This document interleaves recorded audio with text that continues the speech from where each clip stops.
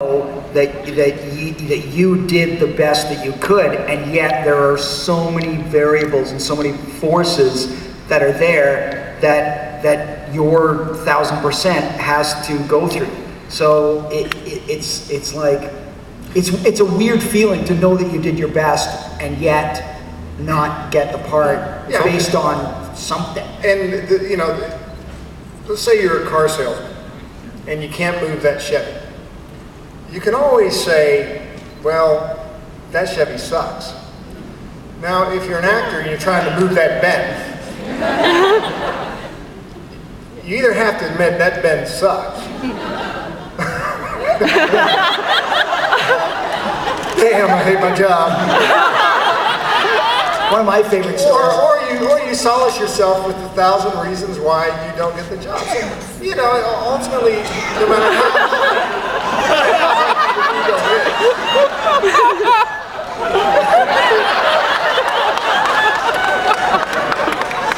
something just not right about what that just happened.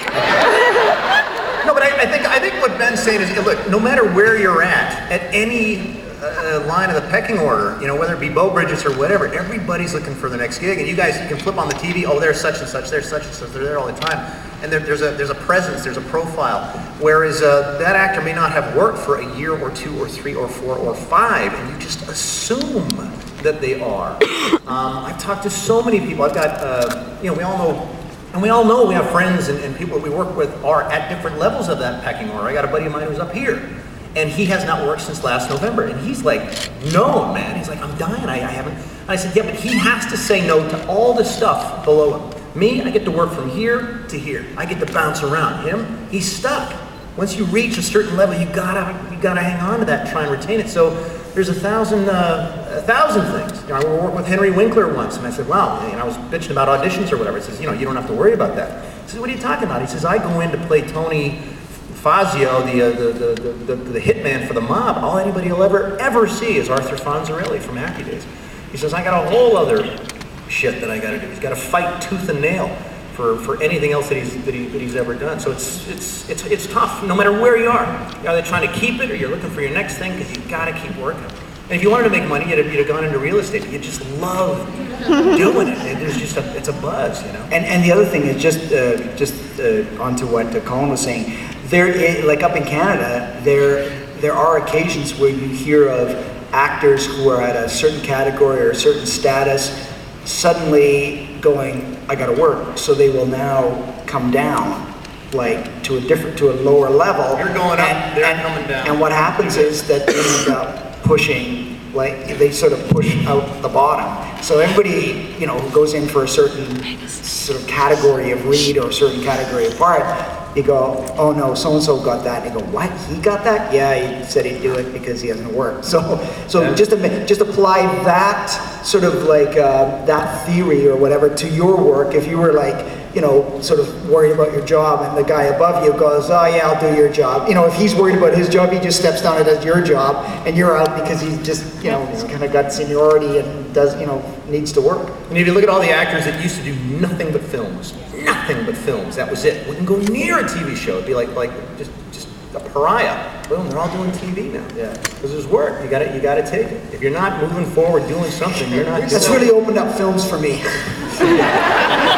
Really has. It's opened up the blockbuster for me. So I'm just waiting for the call. Next question. We got a little too uncomfortable up there. You sound like a bunch of whingy, whiny. No. I don't think we do. Our life is so hard. We're sitting up on this stage. No, but I mean, the question was all about the money and the glamour and this, but it's like, that's what you... Yeah, that's what I hate about it, the money and the glamour. I hate it. I feel like I betrayed my working class roots. Ben actually put a red carpet in his house. You put a red carpet in your house so that when you come home, his kids and wife just interview him.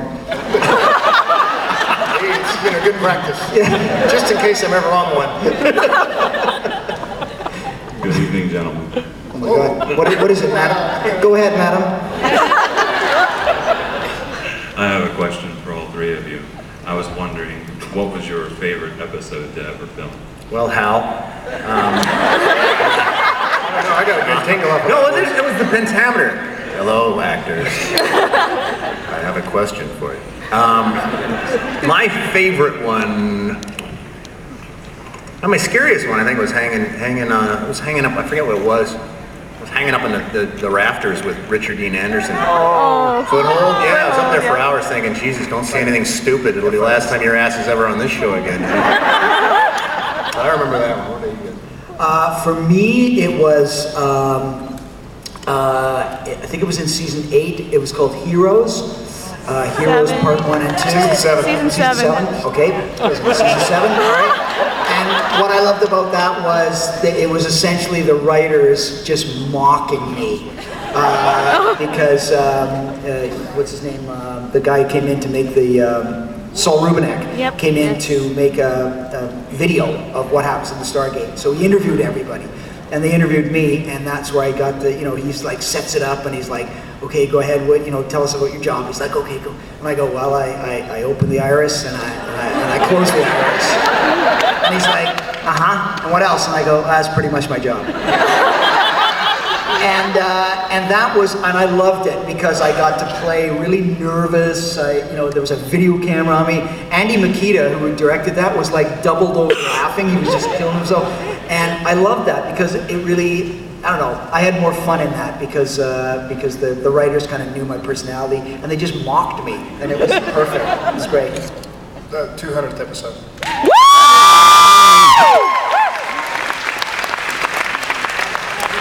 Next question. Mr. Browner, Yes.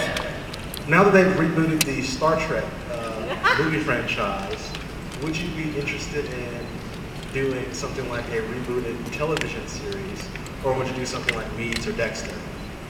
Wow. Yes. I like Weeds. I like Dexter. I love Mad Men. That would be, I don't know if you guys aren't watching Mad Men. Cool shot. Secret Diaries of a Call Girl?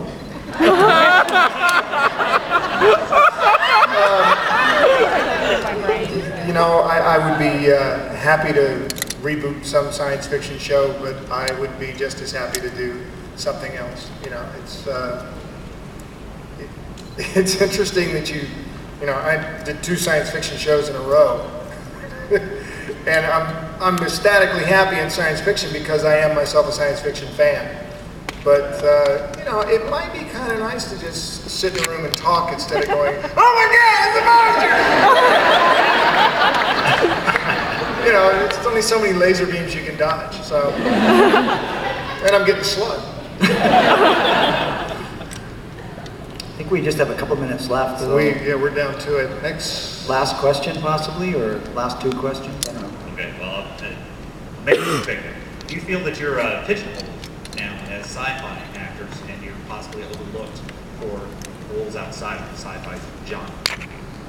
Well, for me, it's funny that when I think I'm the only time I'm pigeonholed, but only at the conventions. I've been very, very fortunate in that Stargate was just a small little blip on my resume, and yet just a massive part of my life in a number of ways. But I just signed on to do a show. I'm going to go to Toronto to shoot a show called Living in Your Car, and I've done Da Vinci's Inquest. So it depends on, in the conventions, a lot of times, Major Davis, but out on the street, I usually get called for one of the other shows that I've done as opposed to Stargate.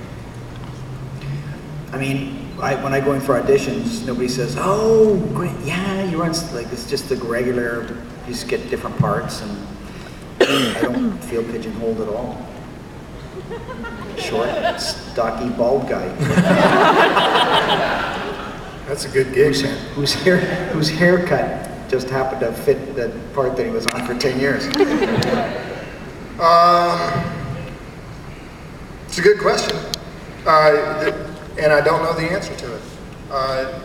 I think that the business has one view on things, and more often than not, with people within the industry, there's a Me Too factor. If you're on a network show, other networks will say Me Too. If you're doing movies, movie producers will say Me Too. I don't know that the vast majority of an audience out there has seen Farscape.